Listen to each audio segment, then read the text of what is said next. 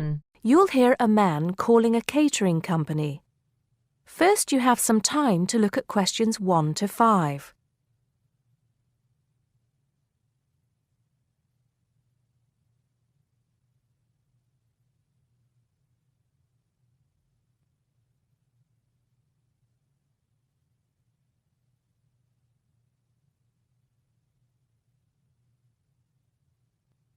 You should answer the questions as you listen because you will not hear the recording a second time.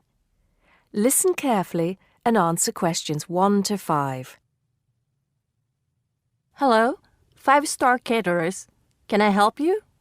Oh, yes. I spoke to you an hour ago about the arrangements for our end-of-term party. Oh, that's right. It's Mr. Saunders, isn't it? Actually, it's Sanders. That's Sanders. Oh, I'm sorry. I'll just get that down correctly on the form. Okay, Mr. Sanders, sorry about that. No problem. Well, I've got the details you asked for, so I thought I should call you back quickly and book. Good. Let's fill in the form, shall we? Great. First of all, can you give me a telephone number? Somewhere where you can be contacted during the day. Yes, it's 445-6786. 445-6786. Okay.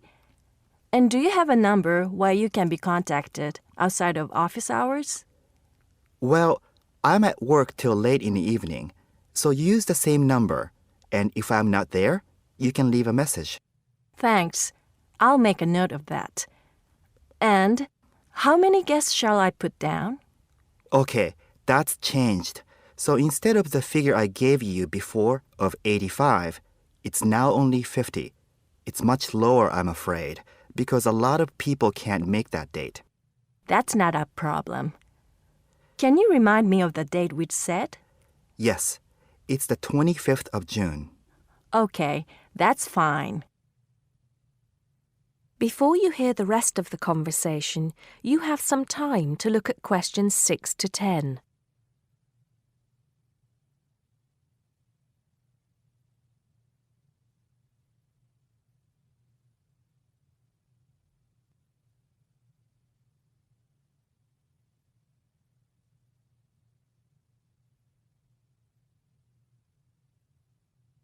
Now listen and answer questions 6 to 10. Now, did you have the chance to look at the tables on the website? Yes, I did. And I think the rectangular tables would be good. The long, thin ones. Yes, you could have 2 of those. The only problem is that they're for 24 people. So you'd only seat 48 people that way. And if you have 50 guests... Oh, I see what you mean. 2 people would have nowhere to sit. What about the square ones? You'd have the same problem with numbers. Usually, for 50 people, we find the round tables work well. Not the smaller ones. They only seat 6 people. The ones that seat 10, the large ones. So do you think we should have 5 of those? I think that would work well. Okay, that's what we'll do then. Fine. And have you decided on the menu you would like? Yes, I think so. But I wanted to ask you, we talked about having the 3-course meal with waiter service, but in the end, we thought it would be a bit too formal. So that leaves the buffet or the 7-course banquet. How much is a banquet again? £100 a head. That's too much and too formal. The buffet is fine. Okay, so I think I've got everything. We'd need a deposit of 50% of the total. Right. What's the total? Just a minute. Yes, it's £30 a head times 50, so that's £1,500. 50% of that would be $750 now, with the balance due another $750 on the day. Great. I'll call in tomorrow if that's okay. I can pay you the deposit then. We'll look forward to seeing you tomorrow then. Okay. Thanks a lot. Goodbye. Goodbye. That is the end of part 1. You now have half a minute to check your answers.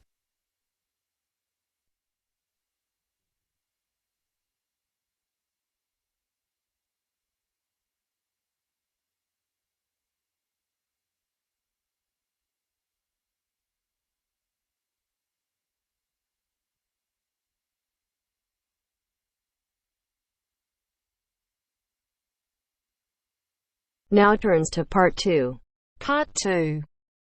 A man wants to place an order by telephone for some office stationery. Listen to the conversation between the woman and the man and answer the questions. First, you have some time to look at questions 11 to 16.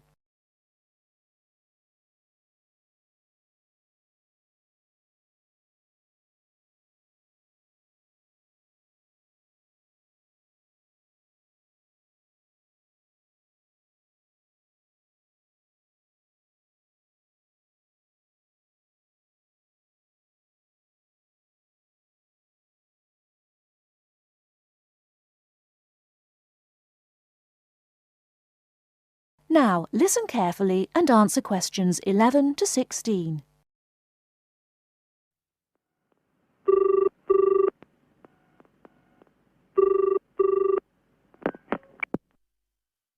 Thank you for calling Millennium Office Supplies. If you would like to place an order, please press 1. Your call has been placed in a queue. A customer service operator will be with you shortly.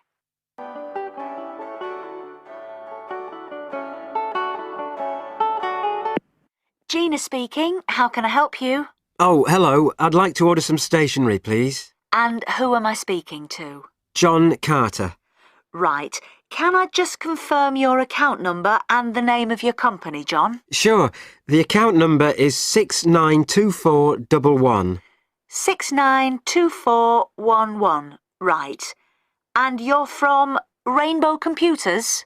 No, the company is Rainbow Communications. Oh, OK. I'll just fix that on the system. Communications. And what would you like to order, John? Envelopes. We need a box of A4, that is, normal size envelopes. White, yellow or manila? We'll have the plain white, please. But the ones with the little windows. OK. One box, A4, white. Just the one box, was it? On second thoughts, make that 2 boxes. We go through heaps of envelopes. As a matter of interest, are they made from recycled paper? No, you can't get white recycled paper. The recycled ones are grey, and they're more expensive, actually. Right, we'll stick to white then. Something else, John? Yes, we need some coloured photocopy paper. What colours do you have? We've got purple, light blue, blue, light green, whatever you want, pretty much. There are 500 sheets to the pack. Right, let's see. We're going to need a lot of blue paper for our new price lists. So can you give us 10 packs, please? Make sure it's the light blue, though. 10 packs of the light blue. The woman asks the man if he needs anything else. Before you hear the rest of the talk, you have some time to look at questions 17 to 20.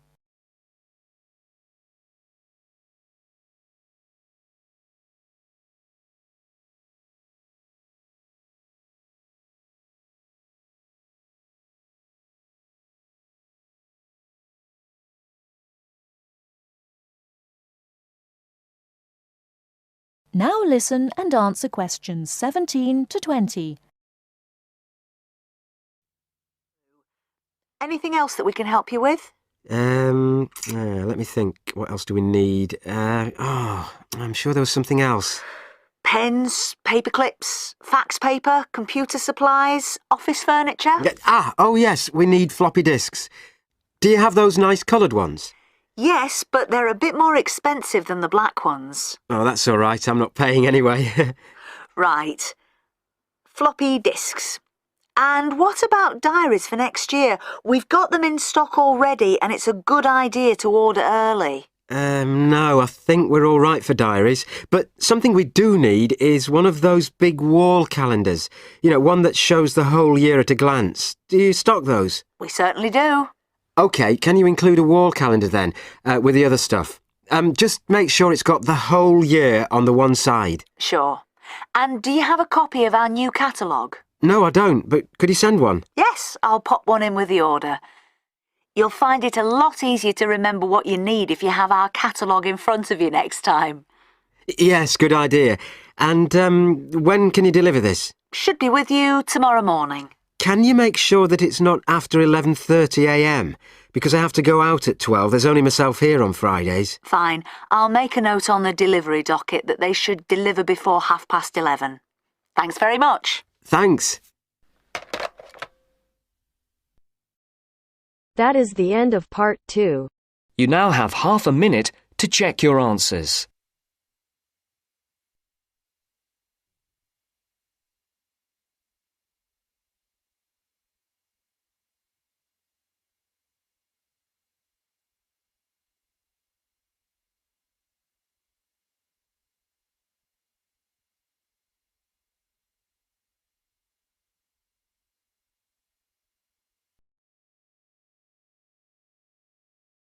Now turns to part 3. Part 3. You will hear a student, Penny, talking to two friends, Ray and Louise, about a television competition Ray has entered called Travel Documentary. Before you hear the conversation, you have some time to look at questions 21 to 26.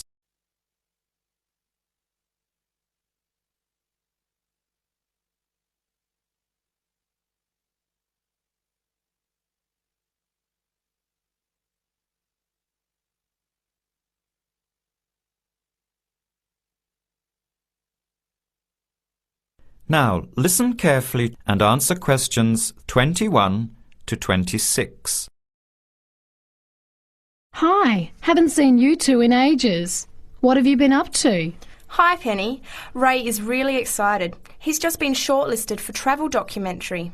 He could be off travelling around the world for 3 months. Travel Documentary? What's that? You've never heard of it? Don't you watch TV? Well, actually, no, hardly ever. Especially since I've started working on my thesis. I don't have time to breathe, let alone watch TV. So what's this all about, Ray? Well, actually, it's a competition run by public TV. It involves my two great loves, travel and filmmaking. Is it that program where people are sent around the world making documentary videos? I have heard of it. Fantastic! So you've been chosen? Not yet. I'm one of 34 selected for an interview next week, so I've made it through the first cut. Yeah, there were over 200 applicants from around the country. Pretty amazing, hey? Well, I've been lucky so far. What's the next stage? 13 are chosen from the interview to do a 4-week training course in documentary filmmaking. Then, the 8 finalists get sent off with a video camera to travel around the world. Sounds incredible. What's the catch? The catch is that every 2 weeks you have to send in a 10-minute video from a different part of the world. It's broadcast on TV along with the work of 3 of the other competitors and judged by a panel of experts and the TV audience. So you're under a lot of pressure. Wow, I guess so. You mean you're on television every 2 weeks? Yep, that's right. But first I have to be selected. Do you have to have any filmmaking experience to apply?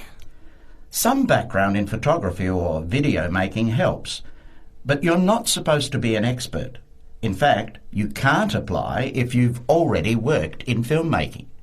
We all get the same 4-week course, so we start with the same skills. Can you go anywhere in the world you want? Each competitor makes up his or her own travel plans, and has to get them approved. Before the conversation continues, you have some time to look at questions 27 to 30.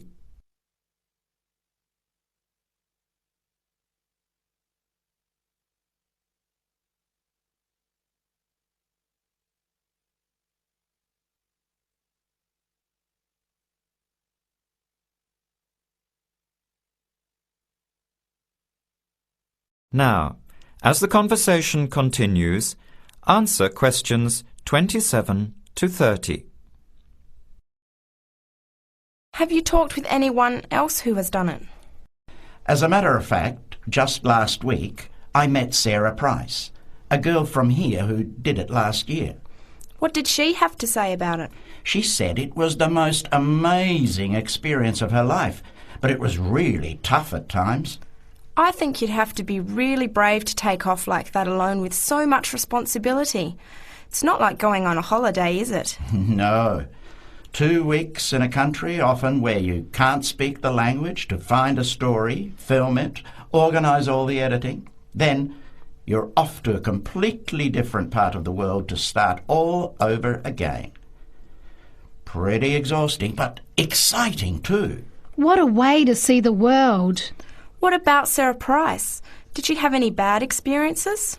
She said the worst part was when she got some mysterious fever in Mongolia and thought she might have to be sent home. Fortunately, it got better, but she said it was scary to feel really ill when you're alone so far away. So what made you want to apply? When I saw the program on TV a while ago, I thought, this is for me. I've always wanted to travel, but needed to work for a year before I could even think about it. Then a new series started up. I thought, now's my chance. Don't you think you'll be lonely? I don't think I'll have time to be homesick. I'm more worried about having too much to do and not enough time to get things organised. So we might be watching you on television in the next few months. I hope so, if I'm lucky. When will you know for sure? They choose the final 8 in March. A month later, you're on your way. So do you have to pay anything? Nothing. It's all paid for. Course, camera, flights, accommodation and in-country travel. The budget is pretty tight though. No extras. I sure hope you get it. Then I'll be finding time to watch at least one program on television every week. That is the end of part 3. You now have half a minute to check your answers.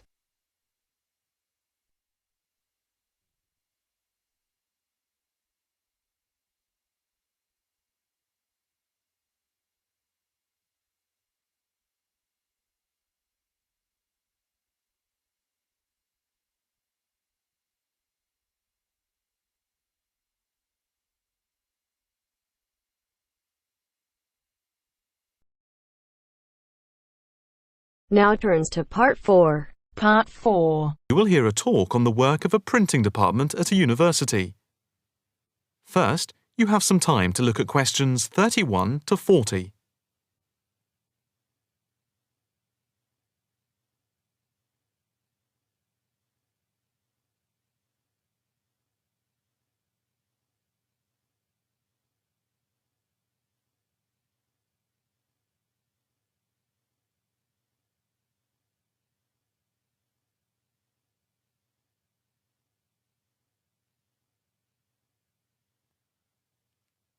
Now listen carefully and answer questions 31 to 40.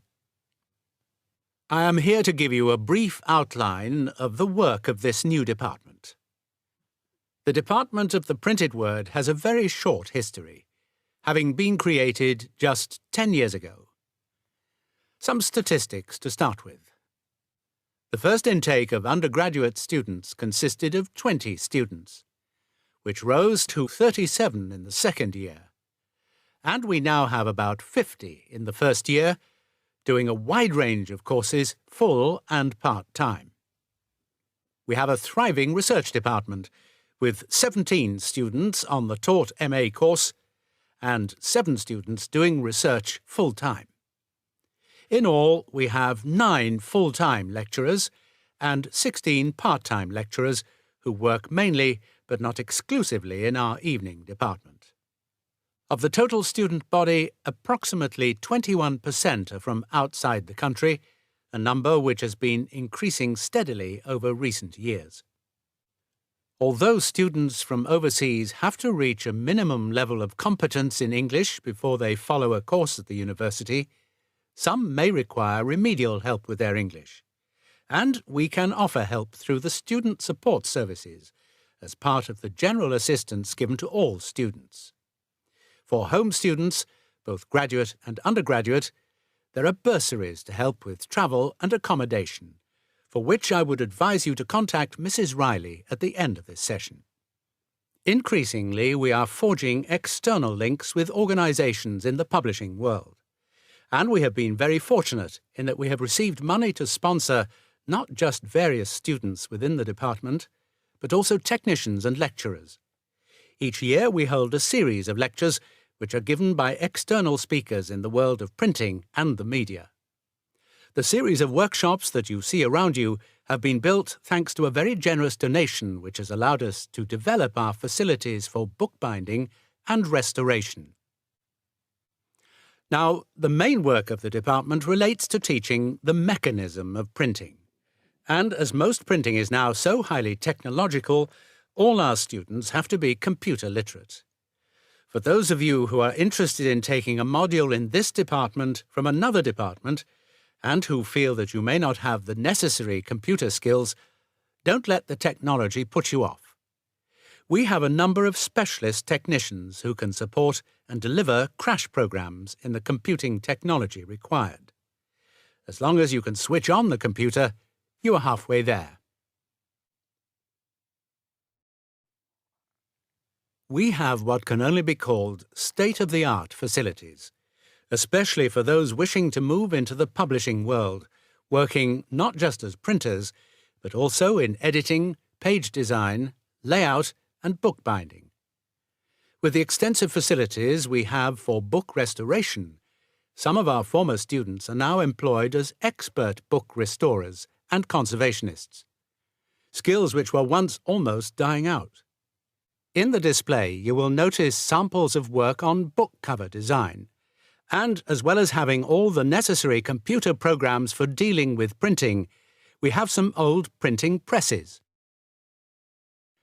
Despite being largely a modern department, we do have an increasing interest in research into the history of the printed word, ranging from early European to Chinese and Japanese printing techniques. We have in fact some very well-known experts on early printing in Europe in the 15th and 16th centuries. If this area appeals to you, you can talk to Dr. Fred Clare afterwards. From China, we're lucky to have as a visiting lecturer Dr. Yu, who is an authority on early Chinese manuscripts and printing machines. If you are thinking about doing a module with us, or you are interested in doing research after you have finished your first degree, the person to talk to is Professor Clarkson, who will be able to give you all the details. For postgraduate research, you should really be thinking about applying now, even though we are only in December, as the department now attracts large numbers of people, and we always have many applications for each research position. That is the end of part 4. You now have half a minute